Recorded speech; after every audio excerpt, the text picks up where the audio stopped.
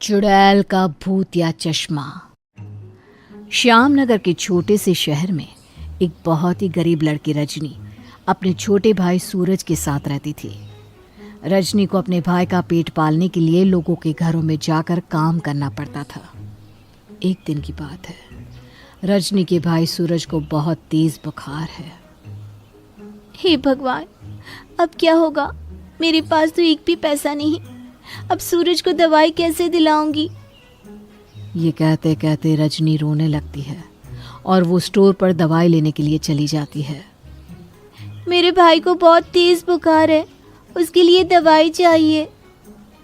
ये लीजिए दवाई, पूरे 200 रुपये हुए।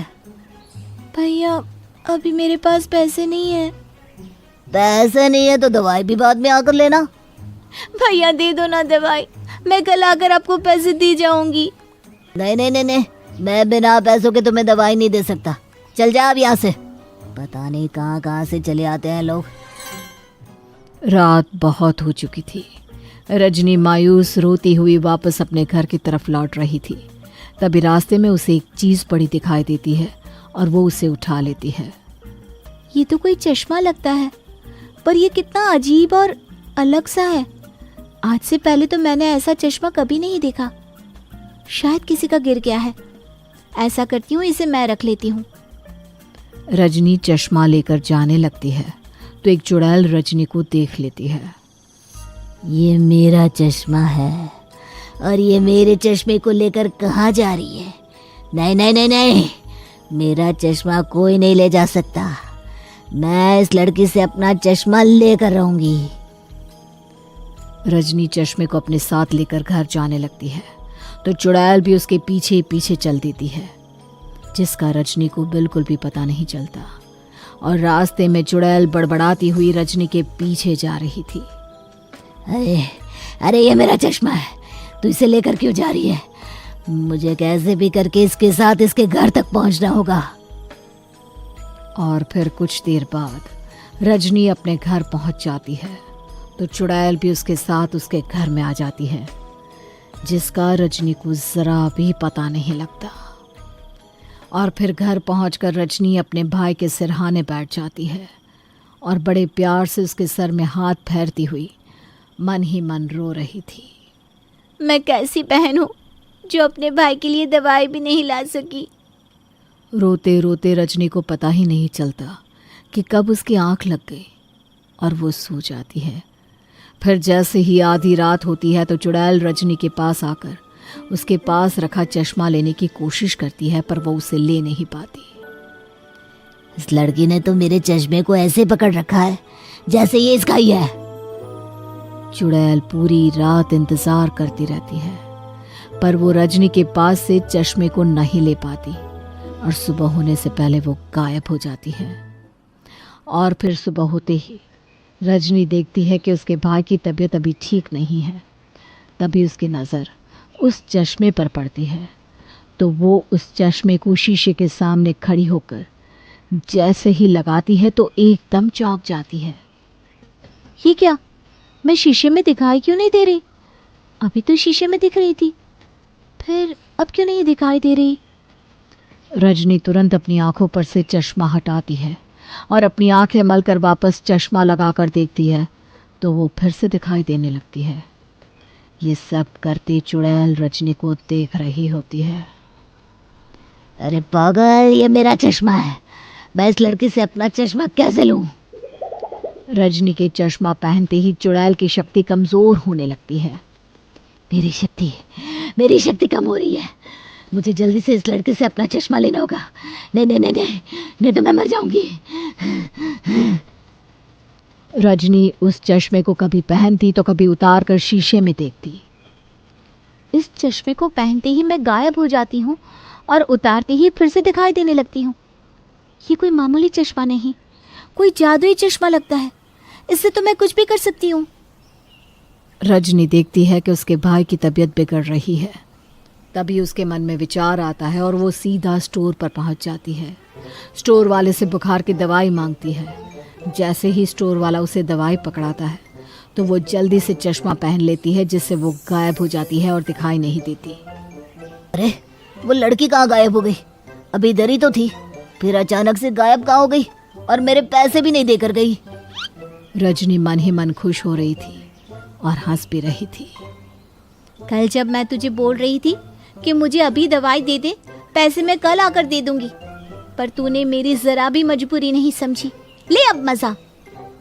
रजनी दवाई लेकर सीधा अपने घर पहुंचती है और घर पहुंचते ही वो चश्मे को उतार देती है, जिससे वो दिखाई देने लगती है।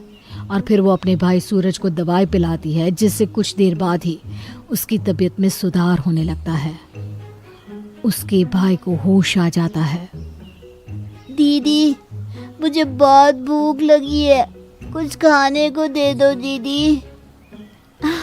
हाँ, मैं अभी तेरे लिए कुछ खाने को लेकर आती हूँ। रजनी जल्दी से किचन में जाती है तो देखती है घर में कुछ भी खाने के लिए नहीं है। घर में तो कुछ भी खाने के लिए नहीं है, मैं इसके लिए कहाँ से खाना लेकर आऊं? मैं अपने भाई को भूखा भी तो नहीं देख सकती। अरे हाँ, ये चश्मा किस दिन काम आएगा? इसे पहनकर तो मैं खाना तो क्या कुछ भी ला सकती हूँ। रजनी चश्मे को पकड़ती है और बाजार में जाकर चारों तरफ देखती है और एक ढाबे वाले के पास जाकर उससे रोटी और सब्जी पैक करके देने के लिए कहती है। जैसे ही ढाबे वाला उस खाने को पैक करके देता है, वो जल्दी से चश्मा पहन लेती है और गायब हो जाती है। ये देखकर ढाबे वाला जल्दी से अपना ढाबा बंद करके भाग जाता है। उसे इस तरफ भागता देख रजनी हंसने लगती है और वो जल्दी से अपने घर जाती है और अपना चश्मा उतार देती है, जिससे वो फिर से दिखाई देने लगती है। उसके बाद वो जल्दी जल्दी खाना निकालती है। वो और उसका भाई दोनों खाना खाते हैं। दीदी, आज कितने दिनों के बाद इतना अच्छा खाना खाने के लिए मिला है। आज तो मेरा पेट इतना भर गया कि उसमें जगह ही नहीं बची। अपने भाई को खुश होते देख रजनी बड़ी खुश हो जाती है और कुछ देर में ही उन्हें नींद आ जाती है और दोनों सो जाते हैं।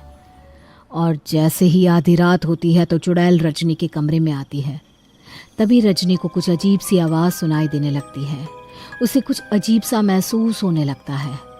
इससे उसकी आंख खुल जाती है। कौन है? कौन है? इससे पहले कि चुड़ैल चश्मा ले पाती, रजनी की आंख खुल जाती है और वो गायब हो जाती है। चुड़ैल रजनी से चश्मा लेने की लाख कोशिश करती है, पर वो उससे चश्मा नहीं ले पाती। इधर रजनी को जब भी किसी चीज़ की ज़रूरत होती, वो चश्मा पहनकर गायब होती और जो चीज़ चाहिए होती वो ले लेती। लेकिन चश्मा ना होने की वजह से चुड़ैल की शक्ति कमज़ोर होने लगी थी। और फिर एक दिन रात का समय था। रजनी अपने भाई के साथ सो रही थी। तभी उसे किसी के गिरने की आवाज़ आती है, जिससे उसकी आंख खुल जाती है। ये आवाज़ कैसी? ऐसा लगा जैसे कोई बहुत तेज गिरा हो। तभी रजनी को ज़मीन पर पड़ी एक औरत दिखाई देती है, जो दर्द से बुरी तरह करहा रही थी। रजनी डरते डरते उस औरत के पास जाती है, पर उसे देखकर ही बुरी तरह डर जाती है। चुड़ैल, तुम तो चुड़ैल हो, तुम मुझे और मेरे भाई को मार डालोगी। नहीं नहीं नहीं, डरो नहीं, मैं तुम्हें कुछ नहीं करूंगी। तुम मुझे बस मेरा चश्मा दे दो, मैं यहाँ से चली जाऊंगी। वो चश्मा मेरा है, वो चश्मा मैं तुम्हें नहीं दे सकती। और वो चश्मा मैं तुम्हें क्यों दूं? देखो, अगर तुम मुझे वो चश्मा दे दोगी तो तुम जो चाहे मांगोगी मैं तुम्हें सब दूंगी, पर तुम मुझे वो चश्मा दे दो। मेरी बात समझने की कोशिश करो। वो चश्मा मुझे नहीं मिला तो मैं मर जाऊंगी। चुड़ैल की हालत बिगड़ने लगती है। इस चुड़ैल की हालत तो बिगड़ती जा रही है। शायद ये चुड़ैल सही कह रही है। ये चश्मा इस चुड़ैल का ही है। मुझे इसका चश्मा इसे लौटा देना चाहिए। रजनी को उस चुड़ैल पर दया आ जाती है और वो उसे उसका चश्मा लौटा देती है, जिसे पहनकर चुड़ैल में वापस शक्ति आ जाती है और वो पहले की तरह ठीक हो जाती है। ये चश्मा लौटाकर तुमने मेरे ऊपर उपकार किया है। ये कुछ पैसे हैं, तुम अपने पास संभाल कर रखना। इससे तुम्हें कभी भी पैसों की कमी नहीं होगी। पैसे देकर चुड़ैल गायब हो जाती है और रजनी और उसका भाई बड़े आराम से रहने लगते हैं।